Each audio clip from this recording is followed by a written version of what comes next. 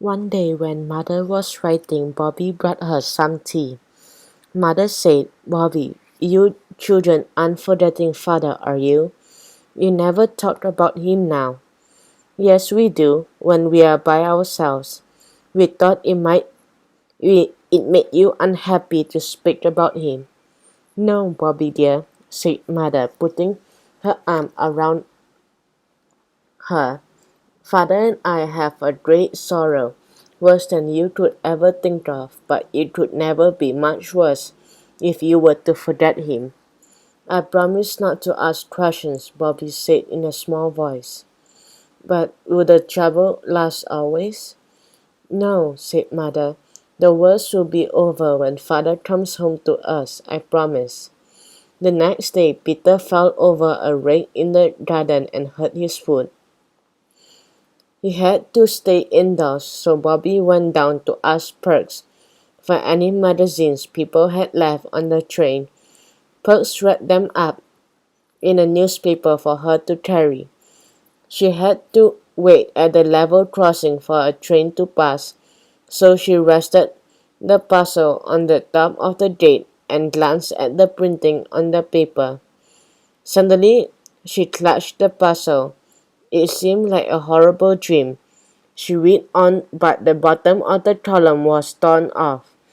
As soon as she got home, she ran to her room and locked the door. Then she undid the puzzle and read the column again.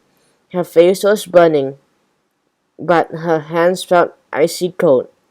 "So now I know," she whispered. What she had read was headed "End of Trial Sentence." The man who had been tried was her father. The verdict was guilty. The sentence was 5 years penal servitude. "Oh, Daddy," she whispered, "it's not true. I don't believe it. You never did it. Never. Never." There's a hammering on the door. "It's me," said Phyllis. "Tea's ready. Come along down." Bobby struggled through tea, pretending she had a headache. Then she went up to her mother. She did not know what to say. At first she just cried bitterly, while her mother held her close. Then at last she pulled out the piece of newspaper and pointed to her father's name. "Oh, Bobby," Mother cried, "you don't believe Daddy did it, do you?" "No," Bobby almost shouted. "That's right, it's not true. They've shut him up in prison, but he's done nothing wrong." "Then why didn't you tell me?" "Are you going to tell the others?" "No." "Why?" "Because," Bobby started, then faltered. "Exactly," said Mother.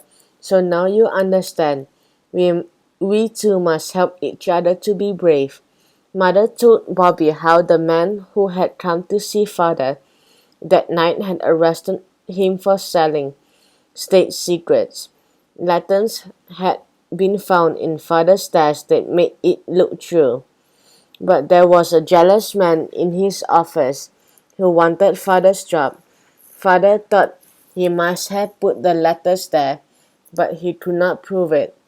"Couldn't we explain all that to somebody?" "I've tried," said Mother. "Nobody will listen. All we can do is to be brave and patient and pray."